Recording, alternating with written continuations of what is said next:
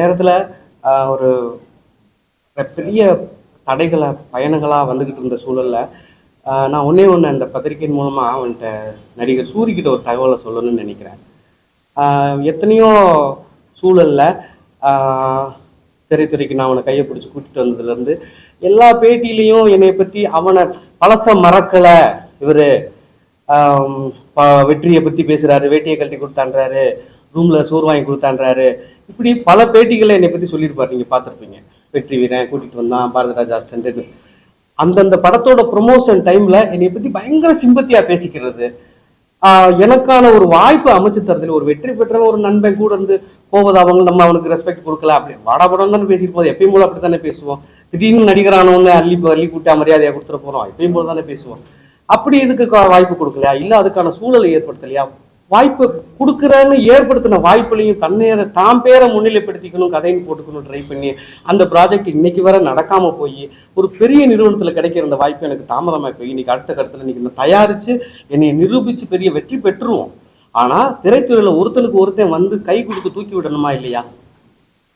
அப்படி ஒரு சூழலை இந்த நிமிஷம் வரை செய்ய முயற்சி பண்ணாத நடிகர் சூரி எல்லா பேட்டிலையும் என்னை நீ அடுத்து பேசுறதை நிப்பாட்டிக்கணும். என்ன சும்மா பேட்டிக்காகவும் பெருமைக்காகவும் வார்த்தைகளை பழச மரங்களை சூரி இப்படி இருக்காரு, பெயிண்ட் அடிச்சாரு, ஒரு பேட்டியிலையும் போலியான கட்டுக்கதைகளை பேசுறத இனிமே அவன் நிறுத்திக்கணும். அதை எங்களுக்கு குறிப்பிச்சு பேசுறது தான் எங்களுக்கு ரொம்ப வருத்தமா இருக்கு. இது மாதிரி எத்தனையோ நண்பர்கள், கிட்டத்தட்ட ஒரு 16-17 நண்பர்கள் அவனோட வெற்றிக்கு எல்லா வகையிலும் கூட இருந்திருக்கும். அந்த நண்பர்கள்ல ஒருத்தனை கூட கைதிக்கு விடலை இது வரைக்கும், ஒரே ஒரு ஆளை கூட.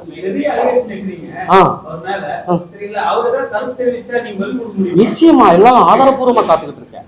ஆமா, ஆதாரப்பூர்வமா காத்துக்கிட்டு இருக்கேன்.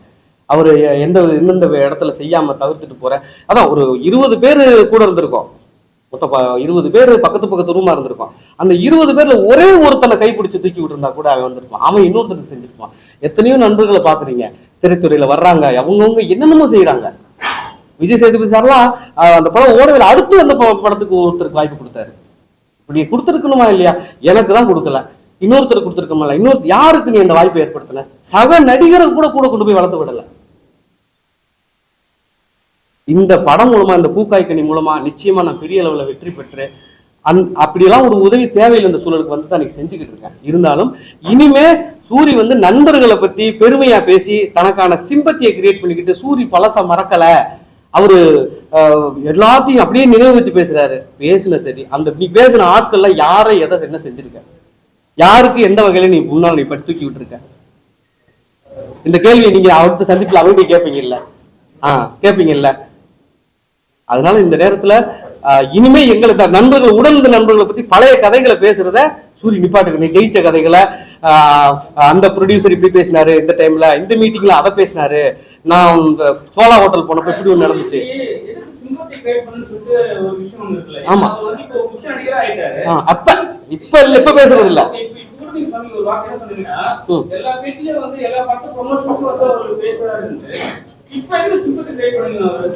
அவசரம் மறக்காம இப்ப பேசுறது இல்ல, இந்த ஒரு வருஷமா பேசுறது இல்ல. கொட்டுக்காளி படத்தை போய் சரி, விடுதலை 2 ரிலீஸ் ஆக போய் சரி, ஏதாவது பழைய கதைகளை பேசிக்கிட்டே இருப்பாப்பி.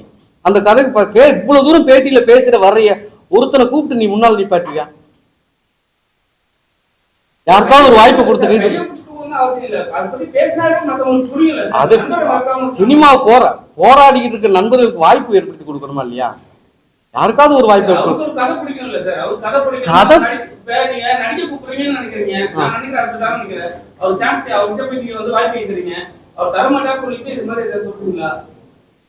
தர்றேன்னு சொல்லி கூட என்னை கூட்டிட்டு போய் கொடுத்து கூட அந்த வாய்ப்பை நடக்க விடாம தள்ளி போயிடுச்சு. ஆமா, அவரு என்ன சொல்றது, விடுதலைக்கு முன்னால வர என் கதை பெருசா தெரிஞ்சது, ஒரு பெரிய கம்பெனி கமிட் ஆகுது, அந்த படம் ரிலீஸ் ஆனோன்னு மாறும்போது அப்படியே அதை டிராப் பண்ணிட்டு ஆக்ஷன் ரூட்ல போய் அதை அப்படியே நிப்பாட்டி சரி போயிட்டு போப்பா. நீ கொடுத்த பேட்டியில எனக்கு ஒரு வாய்ப்பு வருது. அவன் கொடுத்த பேட்டியில வெற்றி வீரன் இப்படி நாங்க 2 பேரும் சேர்ந்து ஒரு கதை பண்ணோம், அந்த கதை வந்து ஹாட் ஸ்டார்ல ஓகே ஆச்சு அப்படின்னு மதன் கௌரி பேட்டியில சொல்லியிருப்பான் அந்த கண்டென்ட்டை. அதை பார்த்துட்டு எனக்கு ஒரு பெரிய ப்ரொடியூசர் அப்ரோச் பண்றாரு, எங்க நானும் அந்த மதுரையில் அந்த காலகட்டத்தில் வாழ்ந்திருக்கேன், அந்த கதையை நான் படமாக்கணும், நீங்க அதோட என்ஓசி வாங்க. ஏன்னா சூரிய ஒரு நடிகரா இருக்கிறதுனால அவரும் சொல்லியிருக்காரு, அவர்கிட்ட ஒரு என்ஓசி வாங்குங்க, தயாரிப்பாளர் ஒரு என்ஓசி வாங்க, உடனடியாக அந்த படத்தை நம்ம தயாரிப்போம் அப்படின்றாரு. அந்த தயாரிப்பு வேலைகள் கென் கருணாஸ், விஜய் சேதுபதி பையன் 2 பேரையும் போட்டு பேசி முயற்சி பண்ணி கதை சொல்லி ஓகே பண்ணி என்ஓசி கேட்டா இந்த டேட் வரை என்ஓசி கொடுக்கறதுக்கான எந்த முயற்சியும் எடுக்கவே இல்லை. சொன்னீங்க, எனக்கு அட்வான்ஸ் கொடுத்தீங்க, அந்த கதையை கொடுத்துருந்தா நேரம் அது படமா இருக்கும்ல. இப்படியெல்லாம் விட்டுட்டாரு. இதெல்லாம் கொடுத்தே செய்யல. இப்ப நம்பரை பத்தி பேச வேணாம் நீங்க சொல்லிட்டீங்க. நிறைய ஆட்கள் நம்பரை பத்தி பேசுறாங்க. ஆனா வந்து அவங்க வாய்ப்புல கலந்து கிடையாது. ஆனா நம்பரை பத்தி பேசினா ஒரு அளவுக்கு அவங்களுக்கு ரீச் கிடைக்குதுல. அவங்க இவங்க பேர் சொல்லியிருக்காருன்னு சொல்லிட்டு போய் ஒரு முடிஞ்சு அப்ரோச் பண்ண முடியல. அது ஒரு வாய்ப்பு தானே. அப்படி பார்க்க மாட்டாங்க தயாரிப்பாளர்கள், அப்படி பார்க்க மாட்டாங்க. அவ்வளவு உயரத்துல இருக்கிற நண்பரே ஏதோ யோசிக்கிறாருன்னா அப்ப ஏதோ குறை இருக்கு, அப்படித்தான் பாக்குறாங்க. காலம் ஓடிக்கிட்டே இருக்கும். சினிமாவில் நீங்க உங்களுக்கு வாய்ப்பை பிடிக்கிறதுக்கு எவ்வளவு கஷ்டப்பட வேண்டியது இருக்குன்னு உங்களுக்கு தெரியாது இல்லை. அப்படியெல்லாம் இனிமே நண்பர்களை பத்தி பெருமைக்காக பேசுறதை தவிர்த்திடலாம். உன்னோட லைஃப்ல ஜெயிச்ச பற்றி உள்ளது பேசிக்க. பழச விஷயங்களை எங்களை பத்தி பேசி, எங்களை 10 பேரை பத்தி பேசிக்கிட்டே பழச மறக்கலன்ற ஒரு நியாயப்படுத்துதல எப்பயுமே இது ட்ரை பண்ணாத. இதோட நிப்பாட்டிக்க.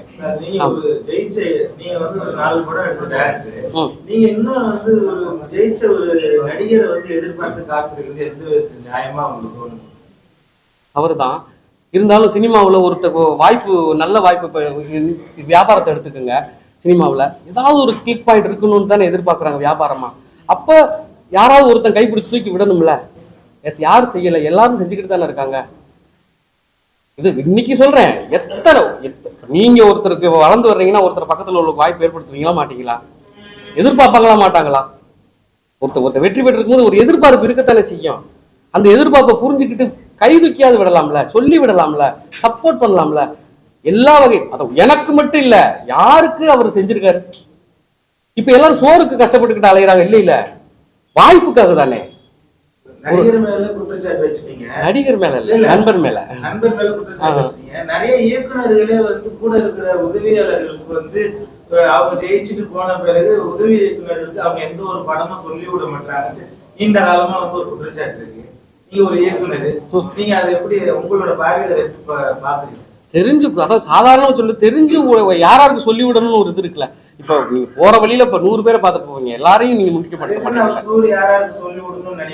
யாருக்கு சொல்லி விட்டுருக்காரு? யாருக்கு? இங்க 11 வருஷம் அரைத்தோழர் இருந்து இங்க இருக்கிற 30 பேர் இருக்கும். அந்த 30 வருஷமா நீங்க இது மாதிரி ஒரு விஷயம் சொல்லாம இந்த படத்துல வரும்போது இது ஒரு சின்ன படம், நல்ல படம் நீங்க சொல்றீங்க. படம் பார்த்தா கேட்கிறோம். இந்த படத்துக்காக இது மாதிரி ஒரு அலிகேஷன் வச்சா படம் ப்ரமோஷன் நல்லா ஆகும் அப்படி கிடையாது. இல்ல நான் கேக்குறேன் அப்படின்னு சொல்லிட்டு பல பேர் நினைப்பாங்க. இத்தனை நாளா பேட்டி கொடுக்காம ஒருத்தர் ஒரு வருஷமா எப்படி பேசவே இல்ல சூரி, இப்ப இந்த மேட்டர் எடுத்து ஓபன் பண்றது என்ன காரணமா இருக்கும்னு சொல்லி யோசிப்பாங்க சார். அதை பத்தி உங்க கருத்து என்ன? எனக்கு இதுதான் சந்தர்ப்பமா கிடைச்சிருக்கு. இன்னைக்கு வர இதுக்கு முன்னால நான் வேற ரூபத்துல பேசலாம் முயற்சி பண்ணியிருக்கேன்.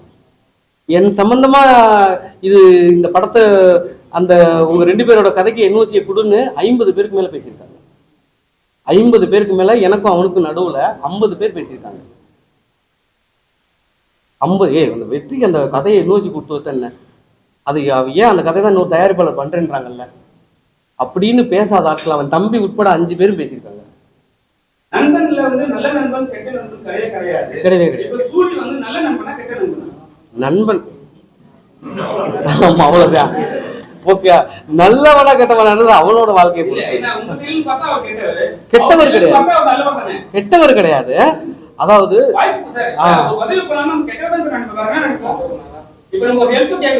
கையில காசு வச்சிருக்காரு, ஒரு 50,000 வச்சிருக்காரு, நான் ஒரு 30,000 கேட்கிறேன், உங்க 50,000 தெரியும், ஆனா நீங்க கொடுக்க மாட்டீங்க. தேவைன்னு சொன்னா அது கெட்டவனா நல்லவனா?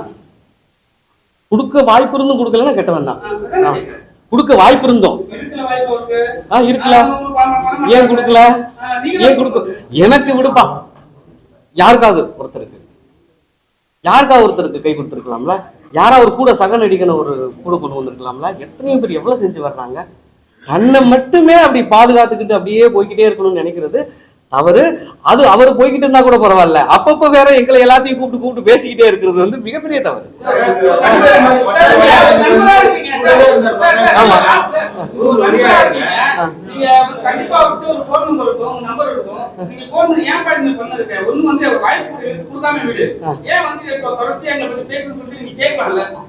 கேட்டிருக்க, அதுக்கப்புறம் பதில் சொல்லல, போனை பிளாக் பண்ணிட்டான். உங்களை விட வடிவேல் நீண்ட நாளா வந்து ஒரு ரூம்ல இருந்திருக்காருன்னு நாங்க கேள்விப்பட்டிருக்கோம். யாரு சூரி கூட அவரை கூட்டு ஒரு படத்திலே நடிக்க வைக்காத இதுவரை இருக்கிறதுக்கு என்ன காரணம்? அவருக்கும் வருத்தம் இருக்கு. இல்ல அது அவர் வாயில சொன்னா நல்லா இருக்கும். அது நான் சொல்றேன். அது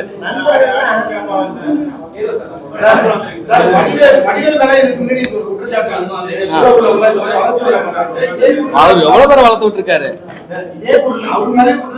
வளர்ந்து விட்டது பொருட்டு கிளாஸ் ஆயிருக்கும் அவர் கூட. வடிவேல் நீங்க எத்தனை பேரை வளர்த்து விட்டு இருக்காரு, எவ்வளவு பேர் கூட நடிச்சவங்களா. அவர் போனா 10 பேர் 20 பேர் சம்பளம் வாங்கி நடிப்பாங்க. 10 பேர் 20 பேர் சம்பளம் நடிப்பாங்க. அப்படி ஏதாவது செஞ்சிருக்காரா சூரி இதுவரை? இல்ல, அதாவது சினிமாக்கு கஷ்டப்படுற காலங்கள்ல ஒரு வாய்ப்பு கிடைக்குதுங்கிறப்ப வந்து உனக்கா எனக்காங்கிற ஒரு போட்டி இருக்கும். அப்பெல்லாம் நண்பர்கள் தான். சாப்பாட்டு கஷ்டப்படுறப்போ சரி 2 பேர் எப்படி எல்லாம் ஒன்னா சாப்பிட்றோமோ அப்பெல்லாம் நண்பர்கள் தான். வாய்ப்பு ஒரு நல்ல டைரக்டர் வாய்ப்பு கிடைச்சி அடுத்த கட்டம் போறப்போ நீ படங்கள் வாய்ப்பு இல்லைனாலும் நீ வந்து அவங்க நண்பராவது மதிக்கணும்ல, அந்த வாய்ப்பு இல்லை. இப்போ நான் சமீபத்தில் எடுத்த படத்துக்கு கூட ஒரு சின்ன ப்ரொமோஷனுக்காக கேட்டேன். எல்லாருமே பேசுறாங்க, இந்த ஃபர்ஸ்ட் லுக்காவது ரிலீஸ் பண்ணி கொடு, இல்லை டீசராவது ரிலீஸ் பண்ணி கொடு, இந்த மாதிரி நண்பன் அடுத்த கட்டத்துக்கு போறதுக்கு உன்னால எனக்கு ஒரு வாய்ப்பு ஒன்று கிடைக்கும்ல, அதை பண்ணி கொடுன்னு நான் கேட்குறப்போ, மச்சா நான் பண்ணி கொடுத்தேன்னா வெற்றிமாறன் சாரோட அசிஸ்டண்ட்டுக்கு எல்லாமே அடுத்த படம் பண்ணிட்டு இருக்காங்க மச்சா, அவன் பார் அவனுக்கு பண்ணுனா அப்ப எனக்கு பண்ணலன்னு சொல்லிடுவாங்க பார்த்தியா. அதனால உன்னோட பேஜ்ல எல்லாம் போட வேண்டாப்பா, என்னோட பேஜ்ல போட்டுக்கிற, நீ பேசி மட்டும் கூடு அப்படின்னு சொன்னேன். இல்லைன்னா வாய்ஸ் மெசேஜ் ஒன்று போடு, நான் போட்டோ வச்சு கீழே வாய்ஸ் மெசேஜ் போட்டுக்கிறேன்னு சொன்னேன். அப்படி அதுவும் பண்ணல, வாய்ஸ் மெசேஜும் போடல, நானா பேசிக்கிட்டேன், அவ்வளவுதான். இந்த மாதிரி சின்ன சின்ன வளர்ந்து வரவங்களுக்கு ஒரு ப்ரொமோஷனாவது பண்ணி கொடுக்கல. இன்னைக்கு விஜய் சேதுபதி எத்தனை பேர் சின்ன அத்தனை பேருக்கு பண்ணி கொடுக்குறாரு. வளர்ந்தவர்கள் அத்தனை பேருக்கு பர்த்டே ஃபங்க்ஷன் முதல்ல கொண்டு அந்த குழந்தைகளுக்கு வாழ்த்துக்கள் தெரிவிச்சு போட்டு இருக்கிறாரு. எத்தனையோ பேர் வடநாடு நீயும் நாடெல்லாம் ஒரே ரூம் மெண்டா இருந்தோம் பண்றா, ஒரே கல்யாண மண்டபத்துல வேலை பார்த்துருக்குறோம். எத்தனை பேர் வாய்ப்பு தேடி காலில் விழுந்திருக்கிறோம். இன்னைக்கு அடுத்த கட்டம் போறதுக்கு உண்டான ஒரு வாய்ப்புக்கு ஒரு ப்ரொமோஷனாவது பண்ணி கொடுக்க வேண்டாமா? அதானுங்க ரொம்ப கஷ்டம். அந்த படத்துக்கு நாங்களும் வந்தோம். ஆனா உங்க பொண்ணு கூட உங்க பொண்ணு ஒரு கதாநாயகி இருக்காங்க, அவங்க தான் ப்ரமோஷன் பண்ணாங்க. அவங்க ஏதாவது உங்க படத்தை ப்ரமோட் பண்றாங்களா? ஏன் பண்ணல? ஜம்ப் பண்ணா கதாநாயகி ஆயிட்டாங்க.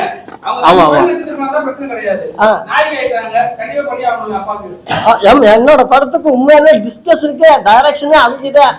அவங்கள வச்சுதான் நான் ஒரு கதையே முதல்ல பிள்ளையார் சொல்லி போடுவேன். அவங்கள தாண்டி நான் மக்களாட்டுக்கு மொத்தம் கொண்டு குறவே மாட்டேன்.